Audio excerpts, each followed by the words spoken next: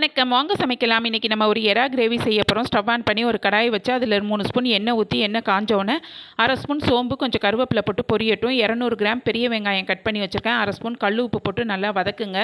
100 gram உருளைக்கிழங்கு தோல் உரித்து குட்டி குட்டியாக கட் பண்ணி வச்சு அதையும் போட்டுட்டு 2 ஸ்பூன் இஞ்சி பூண்டு பேஸ்ட் போட்டு வதக்கி விடுங்க. இப்போது அரை ஸ்பூன் கரம் மசாலா தூள், 2 ஸ்பூன் குழம்பு மிளகாத்தூள், 50 கிராம் தக்காளியை மிக்சியில் அரைச்சி வச்சுருக்கேன். அதையும் இதில் ஊற்றி நல்லா பிரட்டி விடுங்க. இது மிளகாத்தூள் வாடை போகிற வேலைக்கு நம்ம ஒரு பேஸ்ட் ரெடி பண்ணிக்கலாம். 3 பத்தை தேங்காவை குட்டி குட்டியாக கட் பண்ணி போட்டு 7 முந்திரி போட்டு நல்லா நைஸாக அரைச்சிட்டு வந்துடுங்க.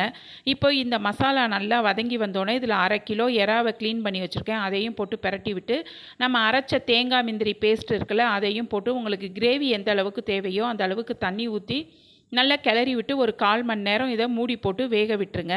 இது நல்லா கொதித்து எறா வெந்து மிளகாத்தூள் வாடெல்லாம் போய் சூப்பரான எறா கிரேவி ரெடி.